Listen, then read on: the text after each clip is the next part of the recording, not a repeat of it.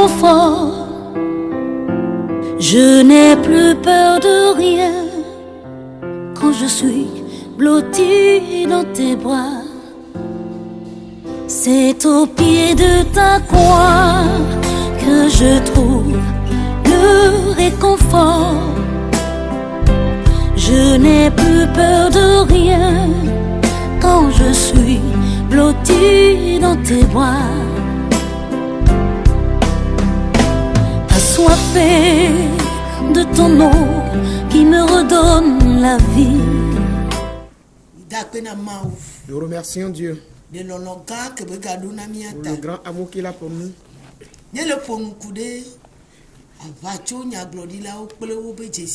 Nous parlons concernant les faux prophètes et leurs signes.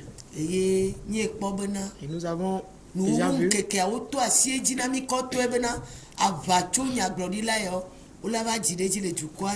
que dans les derniers jours, ces faux prophètes vont se multiplier parmi le peuple. Et ils feront des prodiges et des miracles. Et si le peuple même, ils peuvent séduire les élus de Dieu.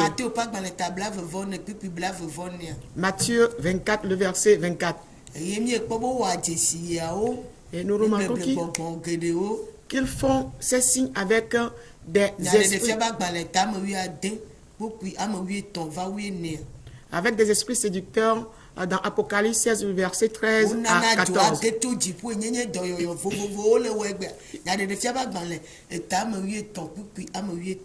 Et ils font même tomber du ciel du feu qui constitue quoi? Des miracles qu'ils accomplissent aujourd'hui, des guérisons qu'ils accomplissent aujourd'hui dans Apocalypse 13, le verset 13.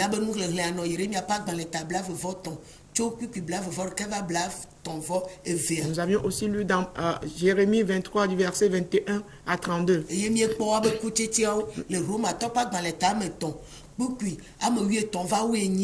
Et leur fruit dans Romains 3, le verset 13 à 18. Tite 1, le verset 10 à 14.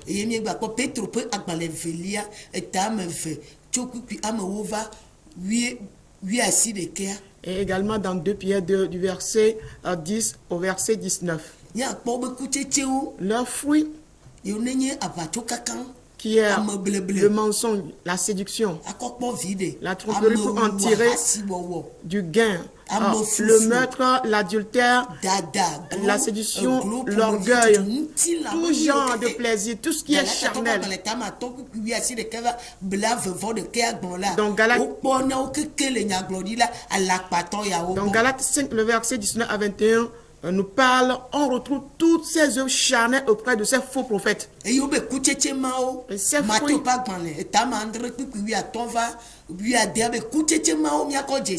et Matthieu 7, le verset 15 à 16 nous dit, c'est à ces fruits-là que nous allons les reconnaître.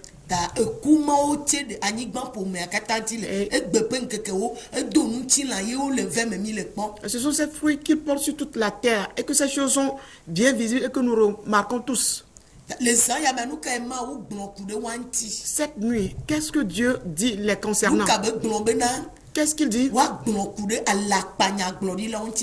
Qu'il faut dire contre les faux prophètes dorénavant.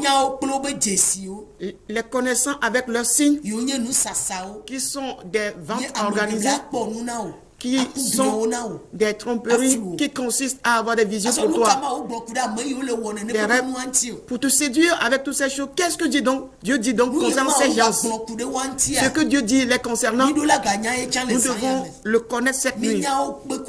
Nous connaissons leurs fruits et leurs œuvres déjà.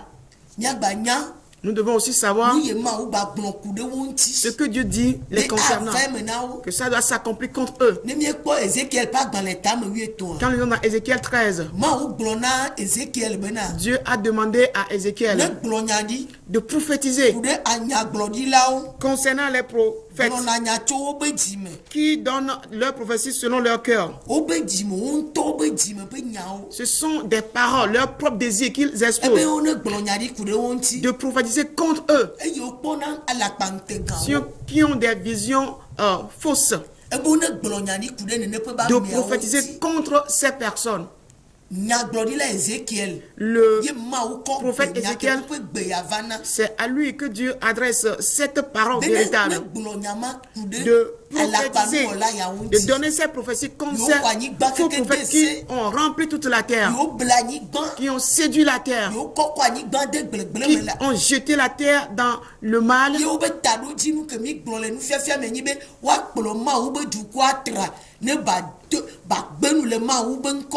Et leur objectif qui est déjà dessiné dans l'enseignement est que quoi? C'est de détourner le peuple de Dieu afin que ce peuple de Dieu renonce au nom de Dieu. Et donc ces prophètes insensés là, ces prophètes rebelles en question, ces prophètes de convoitise, ces prophètes ventreux des choses de la terre, des prophètes qui ne disent que des choses qui concernent la terre, il est demandé de prophétiser contre eux. Nous allons lire à partir du verset 7. Nous sommes dans Ézéchiel 13. Le verset...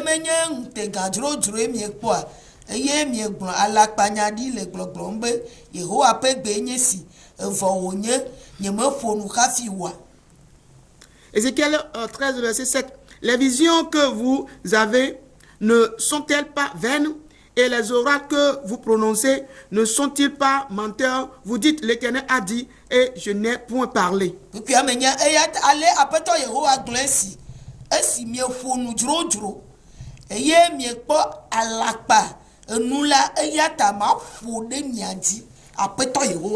Le verset 8, c'est pourquoi ainsi parle le Seigneur, l'Éternel.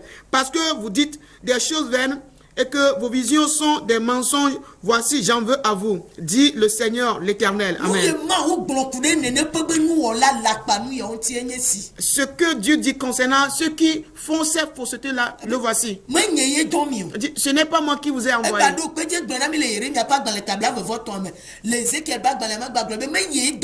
Et il nous l'avait dit dans Jérémie 23. Ici, il le confirme encore que ce n'est pas lui qui les a envoyés.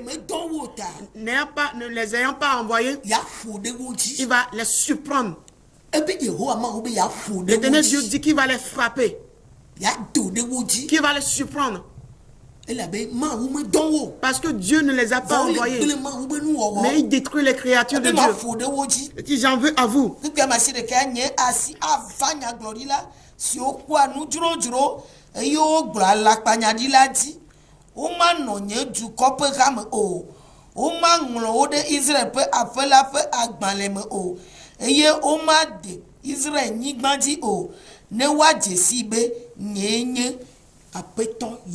Le verset 9 dit, ma main sera contre les prophètes dont les visions sont vaines et les oracles menteurs.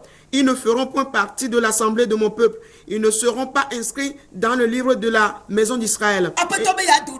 L'Éternel Dieu qu'il va les surprendre, que sa main ira contre eux. Qui sera un jugement qui va s'abattre sur ceux qui font ces mensonges.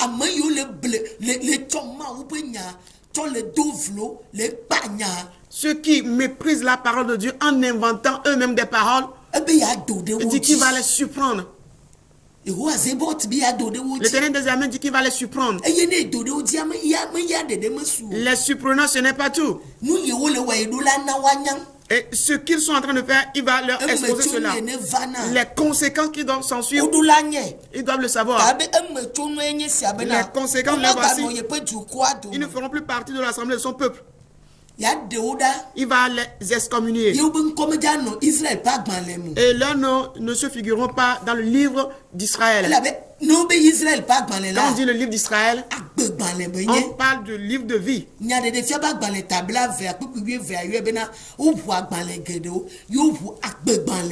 Apocalypse 20, verset 12 dit, il y a eu beaucoup de livres qui étaient ouverts, mais le livre de vie aussi est ouvert.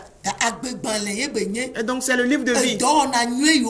Les bonnes œuvres que nous avions accomplies se retrouvent dans ce livre. Et nous serons jugés avec dans les derniers jours. Et donc si on dit que ton nom ne se retrouvera pas là-bas,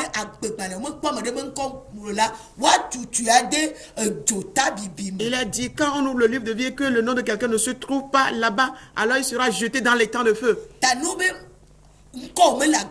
Donc si on dit que ton nom ne se trouve pas dans le livre, alors c'est l'étang de feu qui t'attend. Donc c'est là que nous entrons donc. Et tu n'atteindras pas la terre, le pays d'Israël. Cela veut dire qu'ils n'auront pas en partage la promesse. Ils n'auront pas la vie éternelle. Ils n'auront pas en partage la vie éternelle. Et donc le salaire, le jugement qui doit s'abattre sur les faux prophètes nous est déjà dit dans Ézéchiel 13. C'est de cela qu'ils reconnaîtront que c'est lui, Dieu, qui est éternel.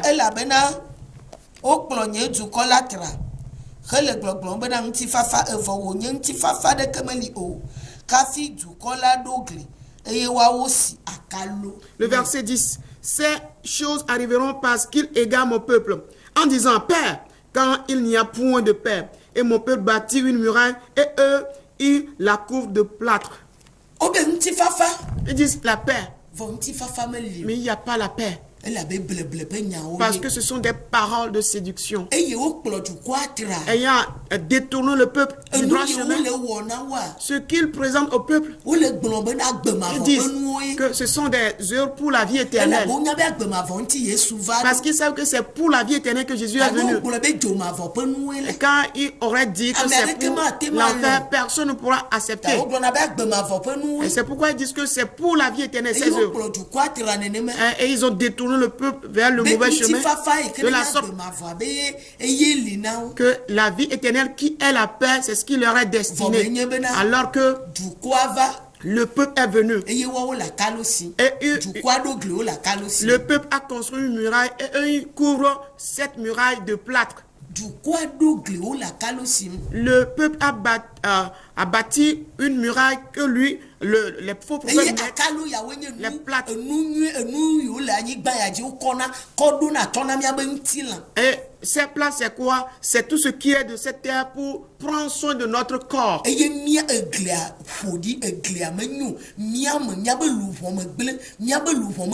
Alors que le mur, c'est-à-dire notre âme, n'est pas en bon état. L'âme n'est pas à la place convenable.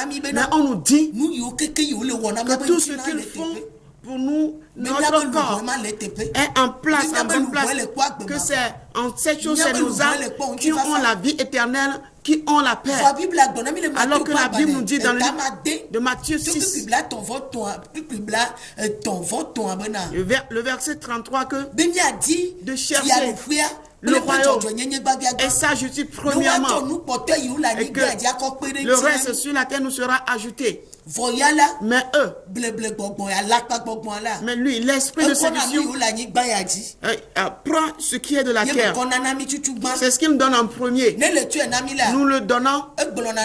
Il nous dit, voilà, vous trouvez donc le royaume.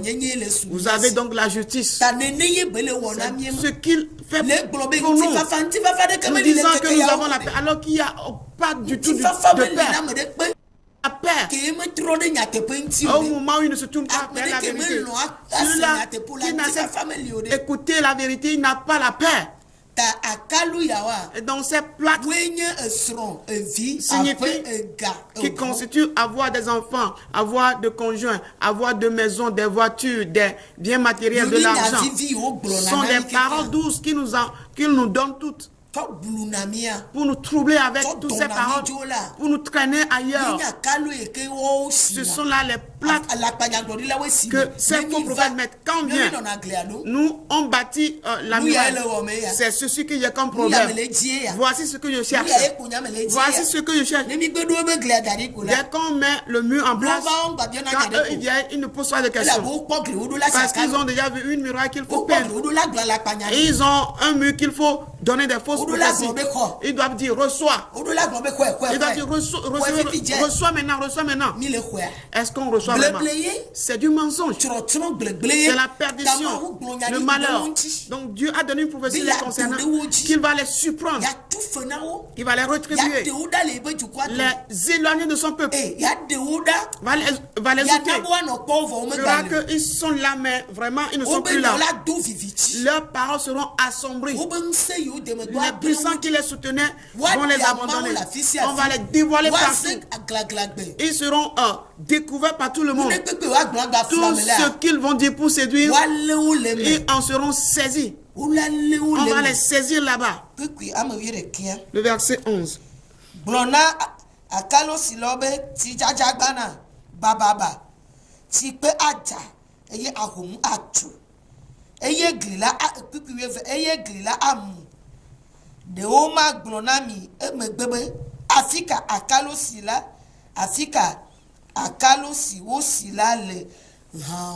Le verset 11 à 12 nous dit: dis à ceux qui la couvrent de plâtre qu'elle s'écroulera.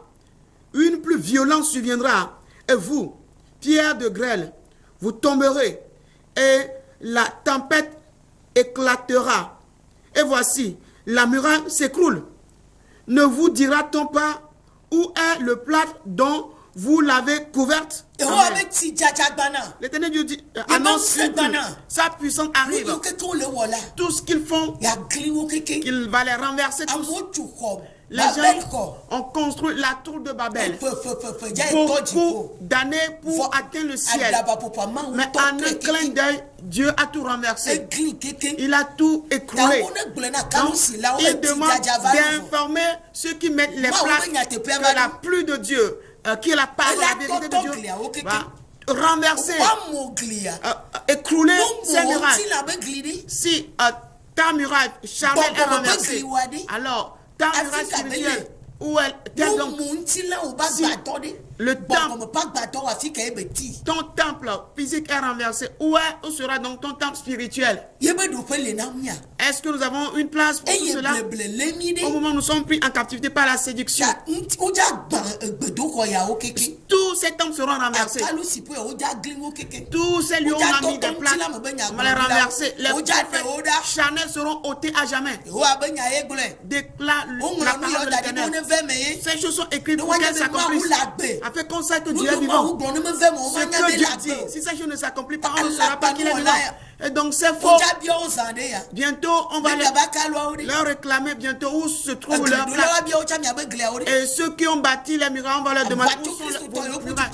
Les faux chrétiens qui les suivent, ils ne veulent pas chercher la vérité. On vous posera la question où se trouve tout ces choses. De par les choses qui vont vous surprendre, les épreuves dans lesquelles vous allez passer sans trouver de solution, de salut, les choses dans lesquelles vous serez troublés. C'est ce qui va vous poser les questions dans ces derniers jours.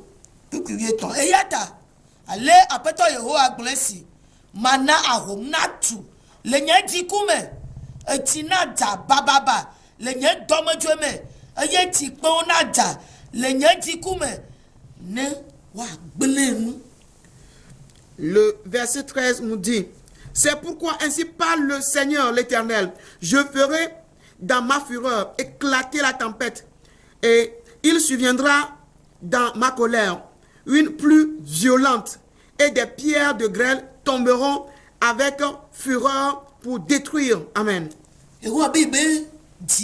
L'Éternel dit que sa fureur arrive, parce que ce qu'on remarque chez nous, les prophéties qu'on nous donne,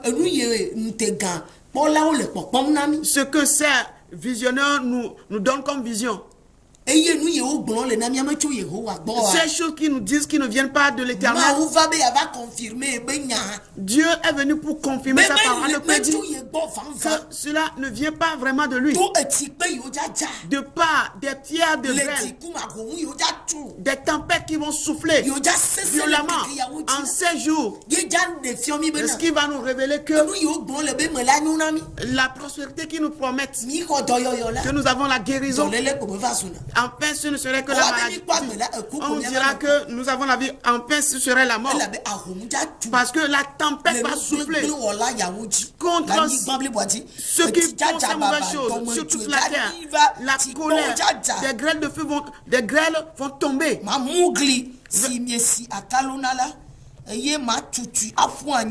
Alebe epe agununa tigo amu eye miao miakude ete eye mia jesi be nyenye Yehowa matro nye jikubli bola afode glila kple amasio si akalone ladi ara glona mi be glianu yi eye amasio si akalone la nu yi puku biada wa wenye Israel pe nya glodila amasio gloanya di de Jérusalem eye o pon ti fafa ntegane vo nyengu ti fafa meli o kasi apeto Yehowa egbe.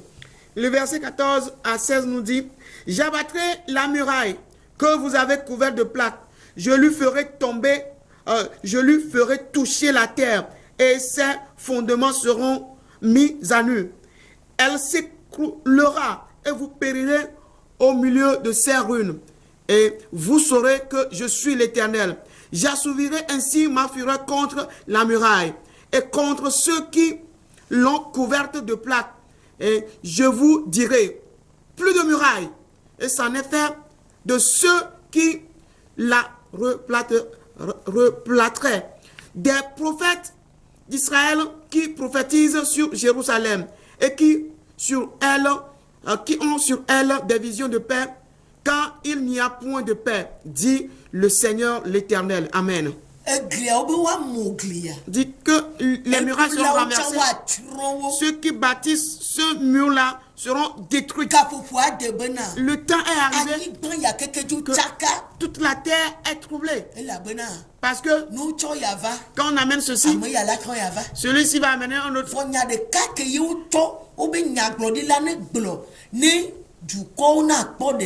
Mais la seule parole qui est recommandée au prophète pour que le peuple puisse avoir le salut, on ne trouve pas cette parole. En 16 jours, ces paroles vont paraître. Les paroles de l'Éternel sera prêchées afin que les murs, ils puissent les renverser, détruire ceux qui mettent les plaques, qui va les éliminer, afin que ce peuple puisse trouver le chemin et marcher. Et connaître la vérité et vivre pour la vérité. Parce que on donne des visions de paix. Chaque jour, ils ont des visions. Mais le peuple périt. Les gens meurent dans leurs iniquités. Leurs yeux ne voient jamais le péché. Leurs yeux ne voient que le bien. Les yeux là ne voient jamais les mauvaises vues que mènent les gens. La mort dans laquelle se trouve la personne, la malédiction dans laquelle se trouve la personne, ils ne le voient jamais. Mais eux, ils ne trouvent que de bonnes paroles, des paroles douces à dire. Et ils tuent la personne. Cette Dieu surprend ses prophètes. Il va retirer son peuple de leurs mains maintenant. Et le peuple ne sera plus leur proie. Le peuple ne sera plus leur manger, leur nourriture. Il a dit, à cause de leur... avec des enchantements, ils ont pris en captivité son peuple. Par ces œuvres de mensonges bien organisées. L'Éternel Dieu dit donc que sa tempête va souffler. Sa fureur, sa colère viendra. Sa main va agir. Il doit manifester sa puissance sur cette terre. Il va ôter ceux qui font du mal. Parce qu'ils fortifient les méchants de continuer dans leur mauvaise voie. Et il garde en vie ceux qui font du mal. Et ceux qu'il faut sauver. Le prophète Ézéchiel nous dit qu'il tue ces personnes-là à partir du verset 17.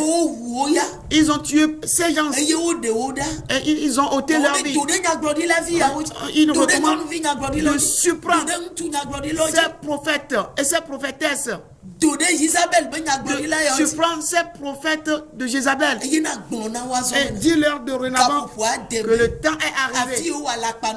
Jusqu'où ils ont fait leurs œuvres de mensonge. Ça suffit. Jusqu'où ils ont troublé les pensées des hommes. Jusqu'où ils ont méprisé, jeté le nom de Dieu dans la souillure. Jusqu'où ils ont fait leur divination. Ça n'est assez. Leurs enchantements jusque-là suffit comme cela. C'est assez pour ces féticheurs. Leurs œuvres, c'est assez. Il faut qu'on les dévoile. Il faut qu'on les dévoile, les mette à nu. L'Éternel Dieu dit qu'il va délivrer son peuple de leur main parce qu'il remarque que son peuple est de leur main. À la merci de ce mensonge. Les gens souffrent, leurs âmes souffrent. Au moment où que ces âmes soient délivrées, qu'ils reçoivent leur libération, leur délivrance, retrouver la guérison,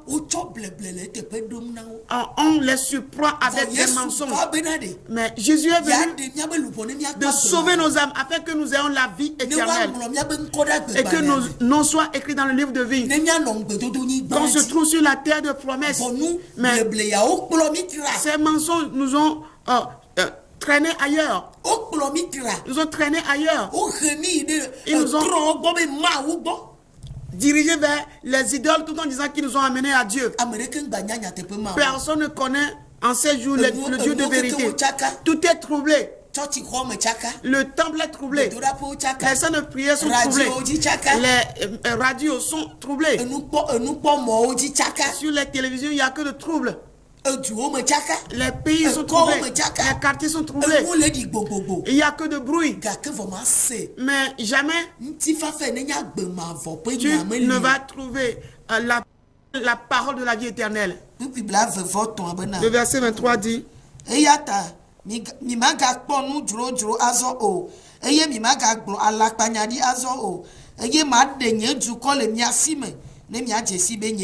le verset 23 dit, vous n'aurez plus de vaines visions et vous ne prononcerez plus d'oracle. Je délivrerai de vos mains mon peuple et vous saurez que je suis l'Éternel. Vous n'aurez plus de vision pour le peuple de Dieu encore. Le peuple de Dieu est délivré cette nuit. Si tu es du peuple de Dieu, le temps est arrivé que tu sois délivré de ces mensonges. Ton âme sortira de ces choses. Des pierres de ces oiseleurs.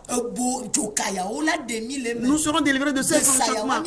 Nous allons sortir de ces envoûtements. Ces puissants qui nous font obéir à leur voix. Nous allons sortir de la main de ces esprits qui luttent contre nous. Nous allons sortir de leur main. Qui nous rendent malades tout en disant qu'ils nous donnent la guérison. Nous allons sortir de leur main. Qui nous lient tout en disant qu'ils nous délivrent. Nous allons sortir de leur main. Qui nous mettent dans les prisons tout en disant qu'ils nous ouvrent les portes des prisons. Nous allons sortir de leur main. Qui nous dirigent vers la malédiction. Nous disant qu'ils nous délivrent. Nous allons sortir de leur malédiction. Parce que la colère de l'Éternel s'abat sur eux. Sa main est contre eux. Il a renversé leur muraille. Les puissants de leur plate sont devenus ses épées. Il a arraché la langue de leur langue. Il a cloué leurs yeux. Ils ne peuvent plus prophétiser vainement. Nous allons les voir, mais ils ne sont plus là. Ils n'auront plus de vision. Et leurs yeux seront crevés. Et ils vont dire qu'ils ont des visions, mais ils n'auront plus de vision. Toi, le peuple de Dieu, tu dois te réveiller. Tu dois te ressaisir et tu te rendras compte qu'ils n'ont aucune vision. Qu'ils ne disent rien du tout. Ils n'ont pas la vie. Celui qui n'est pas vivant ne peut rien donner de vivant. Celui qui n'a pas la vie ne peut pas parler ce qu'il dit. Ça va t'écraser. Et sa parole ne pourra pas te relever. Les paroles dites par Jésus sont esprit et vie. Quand il arrive, il doit donner la vie. Si tu accueilles sa parole et qu'elle va t'intégrer, elle doit te délivrer, te guérir. Nous sommes en 7 ans. Dans le temps est arrivé que leurs visions sont arrêtées. Tout passera. Leurs paroles passent déjà. Leur vision passe déjà. Leur fausse prophétie passe déjà. Mais la parole de Dieu, elle ne passera pas. C'est sa parole qui sort cette nuit. C'est sa parole qui dévoile les choses, met à nu les choses. Si sa parole passerait, alors on ne connaîtrait pas ces choses. Mais étant donné que sa parole ne passera point, nous reconnaissons cette nuit que il y a un mensonge plutôt qui sévit. Que nous devons tenir ferme et l'arrêter. Dire non. Et plier toutes ces choses de côté. Il y a un temps qui est arrivé. Celui qui a créé les cieux et la terre, sa parole est vivante. Sa parole est vivante. Sa parole est puissante, efficace. Elle est là cette nuit. Elle a renversé les fondements. Tous se ressemblent. Cette nuit, on les renverse. Tu vas remarquer les mêmes choses chez eux. Tu ne cesseras de le remarquer chez eux. C'est avec ces choses qu'ils sont jugés. Le mensonge, ils ne le changeront pas. Ils ne peuvent jamais prêcher la vérité. Ils sont jugés avec donc. Ils ne cesseront de vendre. Ils sont jugés donc avec. La sédition, ils ne le cesseront jamais. Ils sont jugés avec. L'adultère, ils ne le cesseront jamais. Ils sont jugés avec. Donc le temps est arrivé. Les mauvaises conduites sont jugées. Ils ne pourront jamais l'abandonner. Si toi, le peuple de Dieu, tu remarques ces choses, sors de Seigneur directement. Rapidement, tu sais qui est la vérité. La vérité sera avec toi en 7 jours. Et tu connaîtras ton Dieu. Il dit qu'il va sauver son peuple. Tu le connaîtras. Toi qui écoutes la parole de Dieu, c'est la parole de Dieu qui sauve. C'est elle qui sauve d'éternité en éternité. Que donc Dieu nous bénisse cette nuit. Et ceux qui viennent prier avec nous, notre programme de réveil spirituel, ça a déjà commencé. Et donc jeudi, le soir à 18h, nous sommes dans la scène de l'église jusqu'à 20h pour terminer. Et le vendredi également. Donc, tous ceux qui nous suivent et participent à ce programme, nous nous basons toujours sur la parole de Dieu avec l'Esprit de Dieu, afin qu'il vole à notre secours. Nous ferons encore ce programme jeudi, vendredi. Nous serons dans la scène de l'église. Et donc quiconque qui souhaite dans ces derniers jours demeurer enfant de Dieu, c'est son projet qui va s'accomplir pour toi. C'est sa volonté qui sera accomplie pour toi. Donc il faut que le projet s'accomplisse. Le projet doit s'accomplir, voilà le terme. Le projet que Dieu même a formé avant qu'il ne t'engendre, c'est ce projet qui sera réalisé. Non pas ce que moi-même j'ai formulé, mais le projet de Dieu s'accomplira. Et ceux qui captent notre radio, la radio web, continuons pas capter partout, de n'importe où dans le monde entier, peuvent nous suivre. Et ici au Togo, nous sommes au niveau de l'aéroport, dans le nouveau quartier. Dès que tu demandes à connaître l'église la même puissante de où elle se trouve, tu vas nous trouver là-bas. Derrière le grand cimetière de Bekota, à côté de l'aéroport. Tu viens pas la voir d'Atiegou. Tu demandes à tout le monde, on va t'indiquer l'endroit. Nous serons là-bas. Le soir à 18h, le projet doit s'accomplir. Il dit, c'est lui qui t'a engendré. Il doit le faire. Donc, le Dieu qui nous engendre, nous régénère de par cette vérité que nous écoutons de sa part. C'est en cette parole qu'il va nous régénérer, non pas dans les paroles du monde, non pas dans les paroles de séduction, mais sa vérité. C'est en elle qu'il va nous régénérer. Celui qui est fils ou enfant, c'est lui qui peut demander à son père recevoir. Tu n'es pas enfant de quelqu'un et tu lui demandes quelque chose, il ne peut pas te donner ce que tu demandes. Aujourd'hui, nous demandons beaucoup de choses. Mais à qui nous formulons ces requêtes? Qui sommes-nous avant de demander? Donc le temps est arrivé que nous devenions enfants et que nous écoutons la parole de Dieu. Et toi qui es du peuple de Dieu, tu es délivré cette nuit afin de sortir de ces mauvaises mains. Donc tout ce que ces faux t'ont donné à manger, vomis toutes ces choses. Tout ce qui t'ont enseigné, ces mauvaises choses, abandonne ces mauvaises choses cette nuit. Abandonne ces mauvaises choses. Les mauvaises choses qui te sont imposées. Sors des mensonges, des tisanes qu'on t'a données. Ces mauvaises tisanes, des calendriers, des bracelets. Jette toutes ces choses cette nuit. Abandonne ces choses.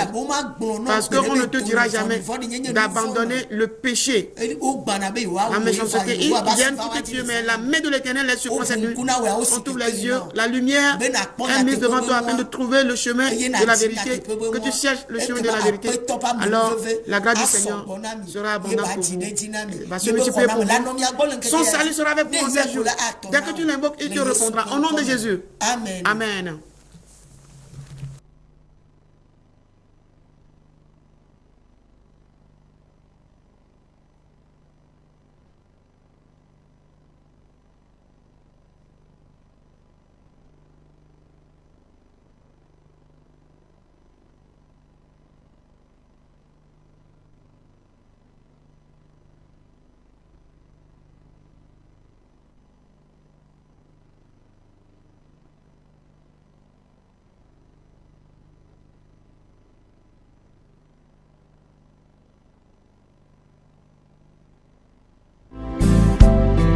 Tu me nourris avec ton pain de vie, la douceur de ta voix, je ne m'en lasserai pas.